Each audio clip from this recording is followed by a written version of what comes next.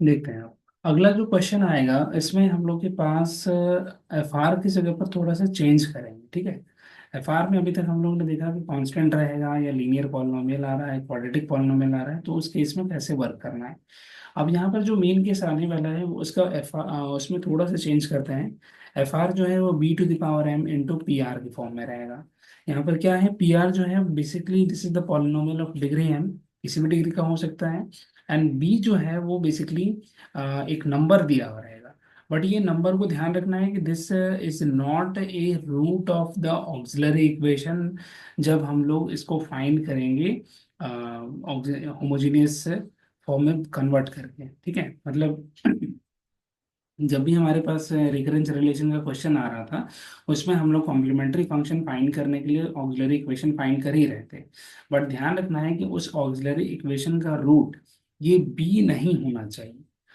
तब ही जाकर के हमारा ट्रायल सॉल्यूशन का फॉर्मेट कुछ इस तरह से आएगा।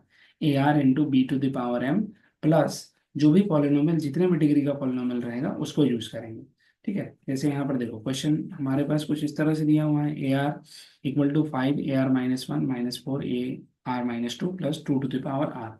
यहाँ पर आप देख रहे होंगे कि एफ आर का वैल्यू दिया है two to the power are, ठीक है। तो इसके साथ कोई दूसरा पॉलिनोमियल नहीं इंक्लूडेड है, ठीक है। तो ये सबसे अच्छी बात है।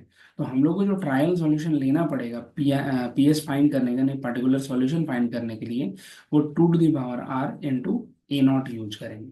लेकिन अभी फिलहाल देख लेते हैं कि ये जो सिंगल टर्म नंबर टू आ रहा है, क्या इसके ऑक्सिलरी इक्वेशन का सॉल्यूशन है, रूट्स है या फिर नहीं है। अगर रूट नहीं है तो फिर इसी से हमारा काम बन जाएगा, ठीक है। फाइंड करते हैं सबसे पहले इसका ऑक्सिलरी इक्वेशन। तो हम लोग को कन्वर्ट करना पड़ेगा a r minus five a r minus one plus a r minus two equals to two to the power r. तो फिर ऑक्सिलरी इक्वेशन फाइंड करने के लिए सिर्फ इतने से पार्ट का ही जरूरत हम लोगों को है। तो this auxiliary equation can be written as m square minus five m plus four, plus four हो जाएगा, ठीक है। And it is equal to zero. Solve करेंगे तो हमारे पास कुछ ऐसे आ रहा है, four m minus m plus four equal to zero. M अगर कॉमन कर दें तो यहाँ से बनेगा m minus four, minus one common कर सकते हैं, m minus four equal to zero. M minus four into m minus one equal to zero. तो एम की वैल्यू क्या क्या आ रही है, वन एंड फोर। तो क्लियरली दिख रहा है कि ये जो नंबर टू है this is not the root of this particular auxiliary equation, क्योंकि इसके रूट्स हमारे पास वन एंड फोर आ रहे हैं, ठीक है।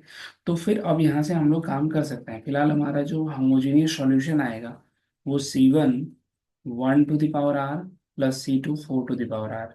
इसको डायरेक्टली भी लिख सकते हो, C one plus C two four to the power R, ठीक है। अब अगला काम पर्टिकुलर सॉल्यूशन फाइंड करना है। तो पर्टिकुलर सॉल्यूशन फाइंड करने के लिए हमारे पास एफ आर का value two to the power R simply दिया हुआ है। तो ट्रायल सॉल्यूशन डायरेक्टली आप ले लो। This trial solution A R is equal to A naught into two to the power are, ठीक है। तो ये हमारा ए आर हो गया। ये ध्यान रखना कि ए आर का वैल्यू है। आप चाहो तो ए नॉट अगर यूज नहीं करना चाहो तो सिंगल ए भी यूज कर सकते हैं, ठीक है। हम कैलकुलेशन को थोड़ा इजी बनाने के लिए हम directly a r equal to a into two to the power r use कर लेंगे।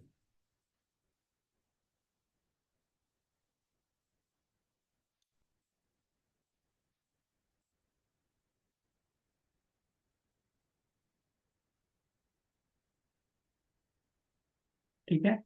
अब ए आर माइनस वन के लिए हम लोगों को यूज करना पड़ेगा A into two to the power R minus one. R minus two के केस में A into two to the power R minus two use करेंगे, ठीक है। अब पुट करते हैं सभी वैल्यूज को। यहाँ पर हमारे पास आ रहा है A into two to the power R, five into A into two to the power R minus one, four into A into two to the power R minus two plus two to the power R, ठीक है। अब इसको solve करेंगे हम लोग।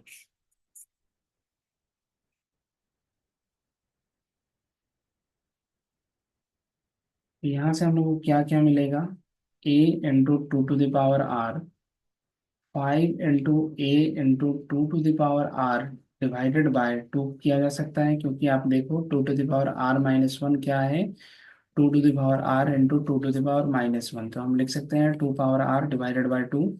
Same इसी तरीके से ही अगर आगे वाले टर्म में देख रहे हैं 2 पावर r डिवाइडेड बाय 2 का स्क्वायर हो जाएगा, it means 4 plus 2 to the power r।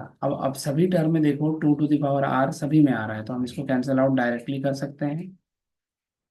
तो फाइनली हमारे पास बचेगा a = 5a डिवाइडेड बाय 2।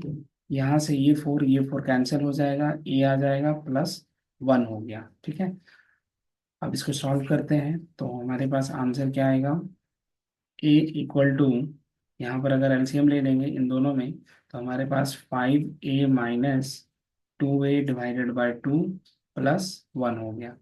तो a = 3a/2 +1, then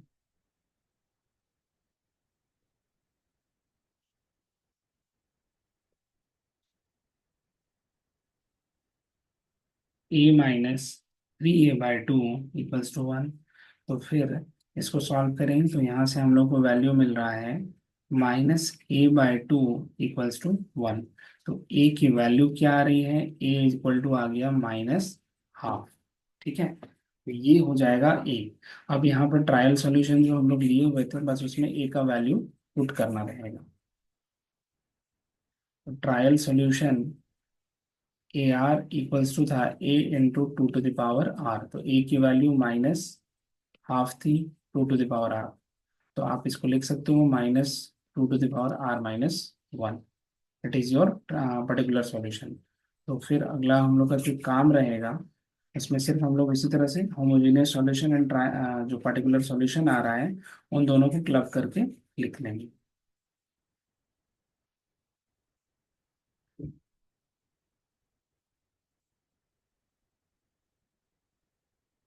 this ARH plus ARP is equal to ARS होता है। तो आप ARS इक्वल टू जो होमोजेनियस सॉल्यूशन आया हुआ था वो हमारे पास C1 + C2 4 to the power r था, और जो ट्रायल सॉल्यूशन आप फाइंड किए हो वो निकला हुआ है -1 × 2 टू द पावर r - 1। तो डायरेक्टली आप लिख सकते हैं C1 + C2 4 to the power r -2 to the power r - 1। ठीक है, ये हमारा फाइनल आंसर हो जाएगा।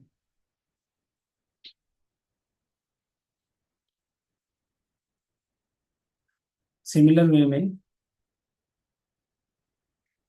अगला जो क्वेश्चन है यहाँ पर भी वही चीज हो रहा है।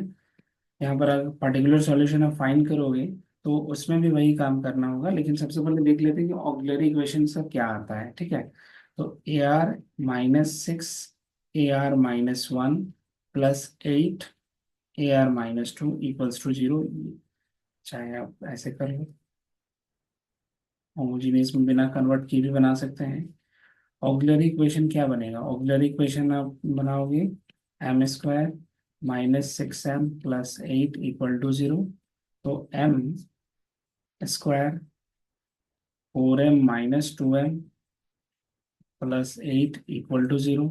m को कॉमन कर दें तो m-4 बन गया, यहाँ से 2 कॉमन करेंगे m-4 = 0 हो गया। फिर यहाँ से m-2 इंटू m-4 = 0, तो m की वैल्यू 2 एंड 4 आ गई।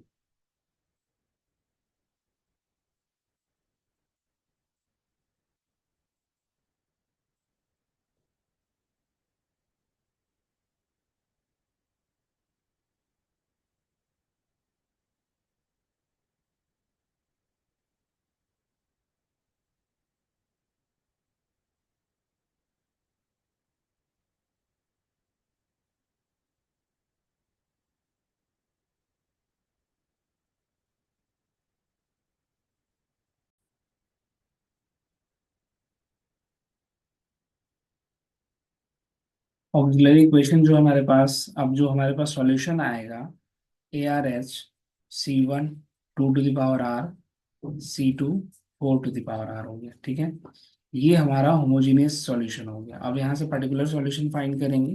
तो पर्टिकुलर सॉल्यूशन के लिए कुछ नहीं करना है,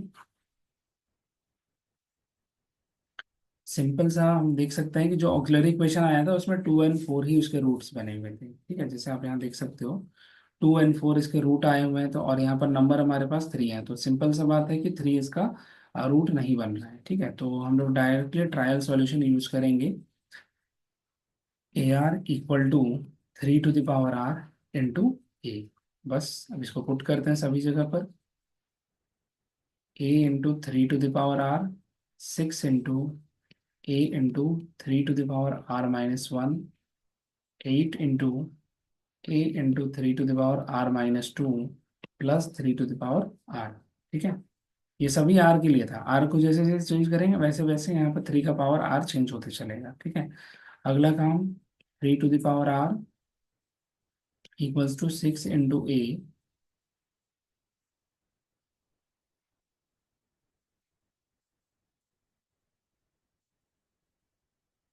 3 to the power r divided by 3, 8 into A into 3 to the power r divided by 9 plus 3 to the power r.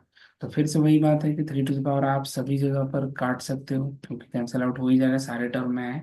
तो A equals to 6a/3 minus 8a/9 plus 1 हो गया। सॉल्व करेंगे तो यहाँ पर से हमारे पास 3 टू जा 6, तो 2a माइनस 8a/9 ए प्लस 1 हो गया। ये हम लोग लिख सकते हैं 0 इक्वल्स टू, ए को अगर इधर ले आए तो हमारे पास सिंगल एक ए बचेगा, -8a divided by 9 plus 1। 0 equals to 9a minus 8a/9 plus 1, then a/9 equals to -1। तो a की वैल्यू हमारे पास -9 आ रही है। ठीक है, जो हमारा ट्रायल सॉल्यूशन आ रहा है यानी कि जो ये पर्टिकुलर सॉल्यूशन बनेगा अब इसमें, वो क्या क्या आ जाएगा, -9 into 3 to the power r. Okay, तो फिर हमारे पास जो फाइनल सॉल्यूशन बनेगा ARH plus ARP, this is equals to C1 2 to the power r, C2 4 to the power r plus जो ट्रायल सॉल्यूशन आया हुआ था, ये जो पर्टिकुलर सॉल्यूशन आया हुआ था वो -9 into 3 to the power r था। ठीक है, आप चाहो तो इसमें एक काम कर सकते हो, कुछ इस फॉर्म में लिख सकते हैं, C2 4 to the power r, minus को हम बाहर निकाल दिए, 9 को 3 square into 3 to the power r लिख सकते हैं। C1 2 to the power r, C2 4 to the power r -3 r plus 2, ये हमारा फाइनल सॉल्यूशन बन जाएगा।